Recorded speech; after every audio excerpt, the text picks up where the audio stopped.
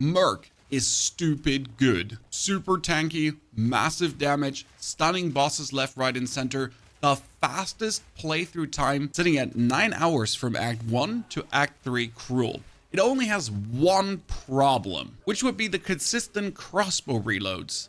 Not for this build though. This starter guide is going to be different from what you have seen so far. We will go in order through Act 1, 2, 3, which skill gems to pick first, supports, first 10 levels in the passive tree, 20, 30, when to do the Trials of Sekimas, everything in proper order so you can nicely progress through the game with the timestamps in the description below. You land at the shores, get your crossbow, and the first skill you will have is Scatter Shot. That one is going to be your main shot to load into the crossbow until we're getting Explosive Shot. Now, Explosive Shot is a tier 7 gem, so that'll take a bit. And since Scatter Shot functions like a shotgun, you want to be really close to your opponent to blast them hard. The first skill you pick up as soon as you enter the encampment is going to be your Permafrost Bolts.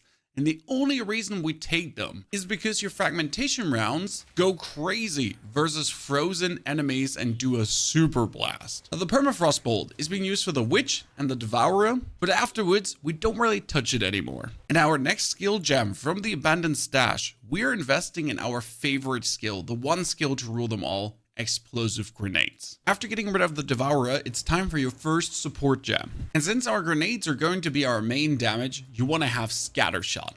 And that already leads to an amazing gameplay loop, because you're just going to hurl the grenades on the floor in front of you, roll through them, have your enemies walk into you, bam, exploded. Whoever survives is going to get obliterated by your fragmentation rounds, otherwise explosions, explosions, explosions. And as soon as you get a level 3 skill, you want to go for the Flash Grenade. From this point on, you can stun everyone, packs of mobs and bosses. You roll into them, drop grenades, you're surrounded, stun grenade, walk out of it.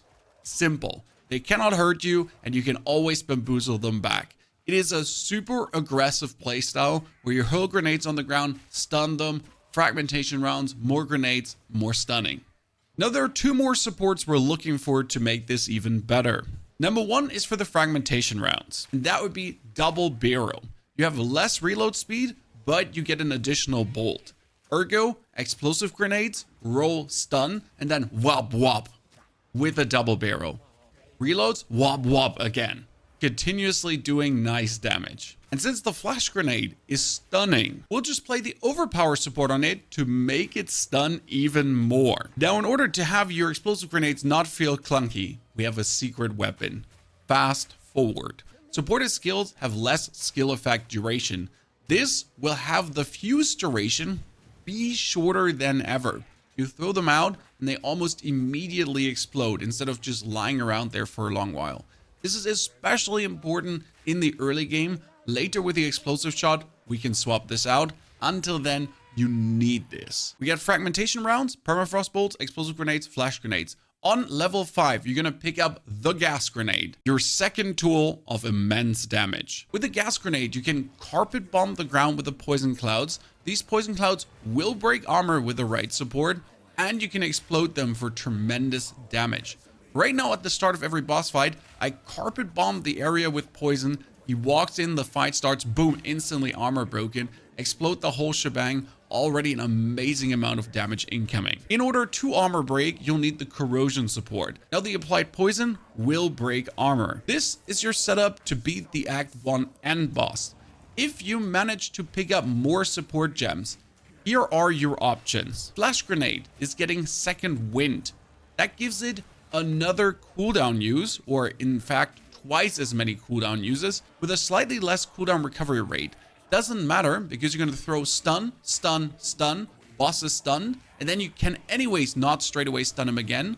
And in that case, they're going to replenish the amount of flash grenades you have. And for the gas grenade, you have two choices. You can play Deceleration, which is quite funny because with the less projectile speed, they're dropping closer together, so their explosion is also closer together, as you often straight up get them wham wham off. Otherwise, you could use Magnified Effect instead of Deceleration for more area of effect.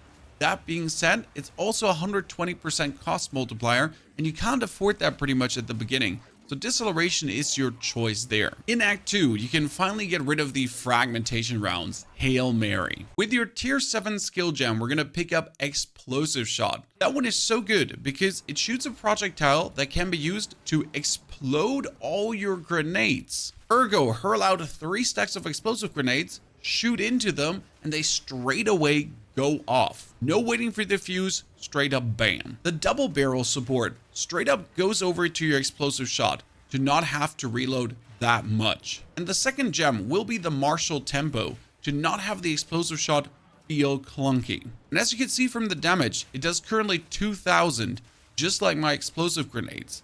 So it is truly also part of your damage loop. And right now, your gameplay doesn't change much. It is still rolling into your opponents, dropping grenades, stunning them, gas grenading in between, explosive shotting to explode it straight away. And that's just very aggressive inside every one. No problem, no one stands in your way, no one can hold you off. And with level 25 already, you're heading for the Trials of Sakimas. And due to your flash grenades getting everyone away from you, and your general playstyle of not standing in one place, dropping grenades, rolling around, you have zero problems going through the trials and absolutely obliterating that boss. Might have been my easiest playthrough yet. And before we go now down on supports, let's talk about the Ascendancy and also your first passive points to put. We choose to go with a Witch Hunter, and your first 2 Ascendancy points will be to the right for increased area of effect and also Zealous Inquisition. This one has your enemies explode with a 10% chance and do another explosion. Right now with my 4 points in my backpack, I am down the Witchbane and the No Mercy route. Witchbane is interesting. It has your enemy have a stat called Concentration that you deplete and they'll have less cooldown recovery, using all their abilities less frequent.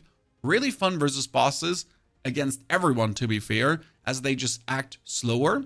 And the less concentration they have, the more damage I deal, while getting more cooldown recovery rate for my grenades to truly spam them all the time. Now, instead of walking you through the passive points and what we have picked, I'll show you point by point. We will begin with projectile damage, projectile damage, projectile damage, and projectile damage, plus even more projectile damage. Straight away, juicing our output.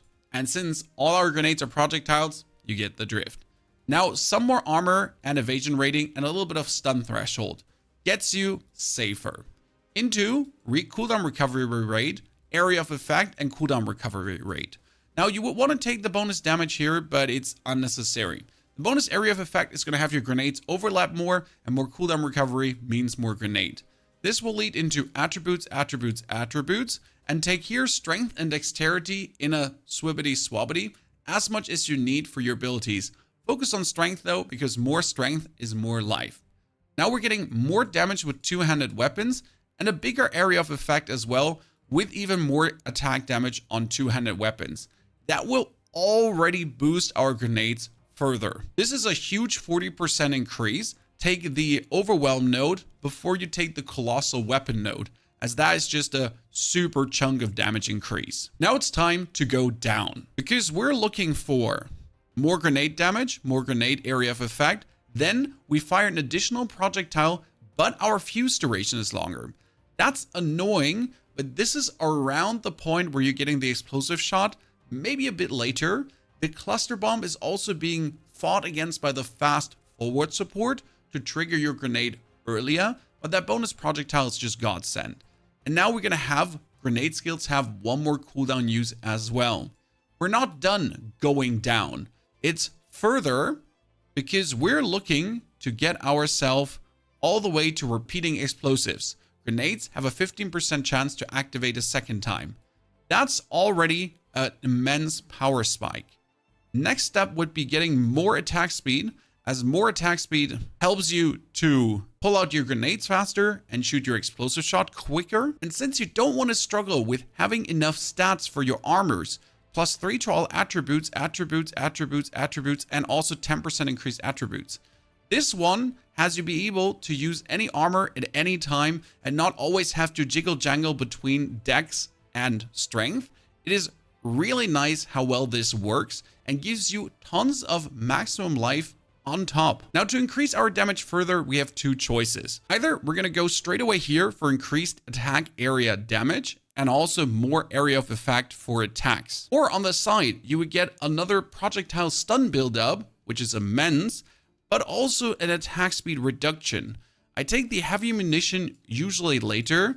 I went first for the bonus cooldown recovery and then also for the bonus armor break duration and attack area damage. I know we're past that level 25 with the skill points, but I just want to show you how it fully pans out, and then we're going to go further for the gems.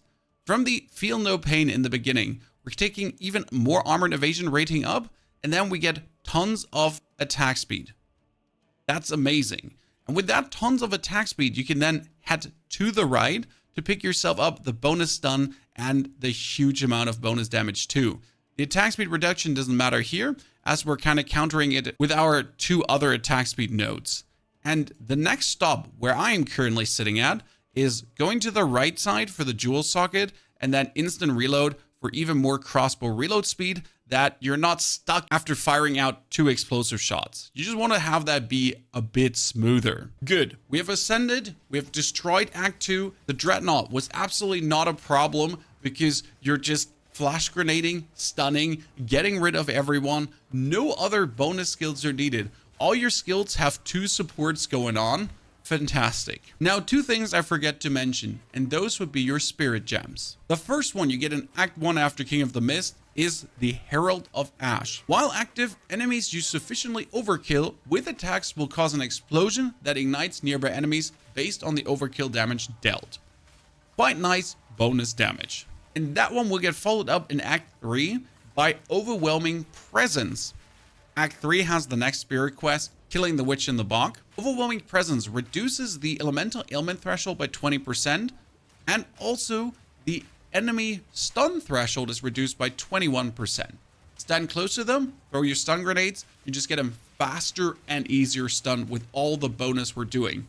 Flash Grenade Fiesta is insane. You can even stun them through the orange stun bar that says cannot be stunned again so quickly in a row. Doesn't matter. The amount of stun you're doing is illegal. And there's another thing we're picking up in Act 3. That would be your oil grenade. I tried playing around with the artillery ballista, but I'll be fair, I just never put it down and it didn't really do much. The oil grenade is incredible though, because from this point on, we can cover our enemies in oil for a movement speed reduction, and they'll get fire exposure applied to them, lowering their fire resistance by 20%. Great. Problem is, it only lasts for 5 seconds. That kind of stinks, which makes us play Persistence on it. That increases the skill effect duration by 40% to have them just longer oiled up. Yeah, oiled up. Now we can also use Magnified Effect to always hit them wherever they are. And later, we should be picking up the Despoiler because that's a 50% increased duration of ground surfaces created by supported skills. That should work as our oil ground duration is 5 seconds, then gets increased by the Persistence, and even more increased by the Despoiler. Truly having this fire exposure just expose hard. Now they also changed a thing during your playthrough. You're dropping more Jeweler's Orbs than ever. That means in Act 2 and in Act 3, I already had 2 skills with 3 gem slots.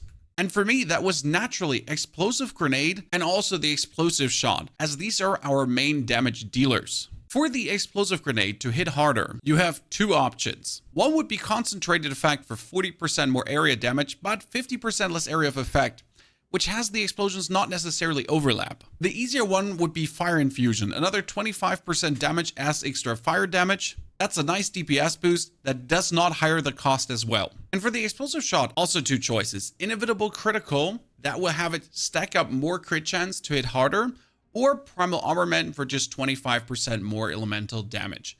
I went with Inevitable Critical to just have it do these wham super hits, since we're not using it all the time, just every now and then. Amazing. You've beaten Act 3, destroyed everything, nothing stood in your way. The build is fully online as soon as you have the oil grenade. Now what we tremendously need in the cruel acts is we need to get tier 3 support gem, because that transforms yourself to the next power level. And another thing you're looking for from Act 2 onwards is a Bombardment crossbow. These crossbows have your grenade skills fire an additional projectile. I did not start using one until Act 3 Cruel because I didn't have a good one. Until then, I was using a diet crossbow, which gives me an additional bolt. So 3 bolts in total for your explosive shot. Really good. Stats you're looking for is physical damage or fire damage. No other element. If you boost the physical damage, that gets transformed into fire damage. And if you boost the fire damage, well, that's more fire damage. This bow I've gotten in Act 2 with level 23. And it has carried me all the way to Act 3 Cruel. Yeah. And that's where I now get my new bow with goddamn level 59. And level 3 support gems will do something incredible for your explosive grenade. You will kick out fast forward, rest in pieces. It's kind of painful to let you go. And we're getting payload. Supported skill have 70% reduced cooldown recovery rate. Okay, that's a stinker, but grenades fired by supported skills have a 50% chance to activate a second time. With your passive skill tree, that's a 65% chance. From this point on, it's going to be pop, pop, pop, pop, pop, pop, pop, super popcorn popping. And you can take your fire infusion and throw it out of the window and replace it through heft. Supported skills have 30% more maximum physical damage, which is huge. For your flash grenade, you're looking for Discombulate. Supported attacks cause daze buildup equal to 100% of physical damage dealt, and that daze buildup has them take even more stun buildup.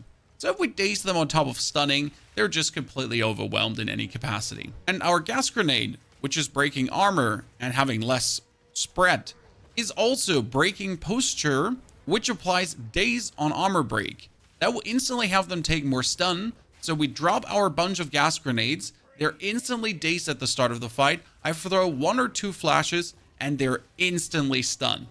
Couldn't go faster. Super control. No boss stands a chance against you anymore. For your 2 spirit skills, as soon as you're Act 3 Cruel, you're going to get another 40 spirit. And I, for myself, put on a Clarity that gives me more mana regeneration, that I don't have to sweat so much on my mana restoration. And I slapped on a Vitality, which also regenerates some HP while the supported skill is active. Those seem to be the best choices I've had. Now I got 10 more spare spirits, so I could probably put on Precision just to increase my accuracy rating to 100%, because right now I'm sitting at 98%. You can see this, by the way, by popping out your explosive grenade, and then it tells you main hand fire resistance penetration, estimated main hand chance to hit within 2 meters. And without the precision gem, I'm sitting at 96% because we're mostly focusing our stat right now on strength instead of dexterity. Will any other skills be needed? I was thinking about adding the cluster grenade, but it's an absolute lackluster in sand. And I was dabbling with the idea to add a low-level flammability curse for the minus fire resistance, but none of this seems to be feasible because I need at least 52 int for the flammability curse. And we're currently sitting at 26. That's not gonna happen. Your second ascension will, by the way, happen around level 41. That was so easy. I've never had, like, I thought my Sork had an easy ascension. The Merc just blasted through it. Now I was blessed with getting the Chimera opponent. Still though, nothing was really a challenge due to the flash grenades into the explosions with the gas armor break. And I said we're starting with the area effect with the Zealous Inquisition, but that gets swapped out for the Witchbane into the No Mercy as soon as you have 4 points. We can go back to the area of effect and Zealous Inquisition on our 3rd ascension. But with the concentration break, especially during boss fights, it's just fun to see them use their abilities less frequent, and you just get more damage. Now for the gear, we've already touched on our bow and what you're looking for, especially Iron Runes in for even more physical damage. For the gear, we're looking for this armor evasion mix. And why is it the armor evasion mix? Because at certain points, there's extreme diminishing returns. Right now I have, for example, 1,300 armor and 902 evasion. If I get another 300 evasion more, this will go up to 40%. But if I get another 300 armor more, it will only go up by 2%. Having the mix has turned out to be very useful. I'm mostly looking to hit 40%, and that has helped me tremendously in until Act 3 Cruel right now. For the endgame level 70 plus, I might choose evasion more than armor, because armor seems to be less efficient than evasion.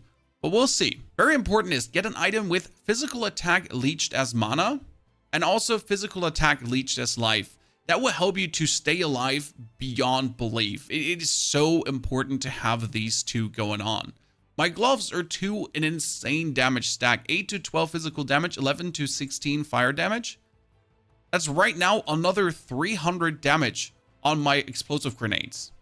Way too good. And since you have picked up that bonus attributes in the passive tree, you never have to worry if you can wear anything or use anything, because you'll always have enough attributes. Now, are there any more tier 3 support gems that we're looking forward to using on our skills? For our explosive grenades, as the fourth one, you could slap on Fire Mastery, Elemental Focus for 25% bonus damage, or even Fire Exposure to put your own Fire Exposure on, but I'll most likely go for the Elemental Focus and have the Fire Mastery land on the explosive shot. Alternative, it could be the super critical as well, since we're applying inevitable critical on the explosive shot for the more crit stacking. With a super critical, it will get even more damage bonus. Now, this is pretty much how we're also going to be rolling into the end game, into the mapping stage. Nothing is going to change. We just got to work on our resistances and getting our armor evasion, more evasion than armor. So probably looking at 30 to 50 or 60%. Something in that direction, and then keep exploding everything in our way. Now, the further passive outlook, you want to penetrate fire resistance, and instead of moving weird in this cluster, we could get more movement speed if you killed recently, more movement and attack speed if you have killed recently, and more movement speed if you have killed recently.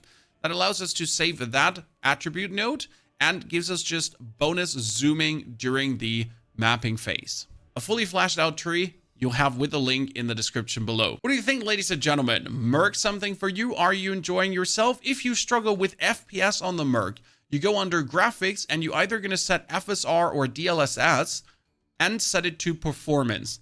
This will have, when the explosions go off, reduce the graphical clutter and not have your FPS vanish. Because right now I dropped from 400 to 50 whenever the grenade explosions went off.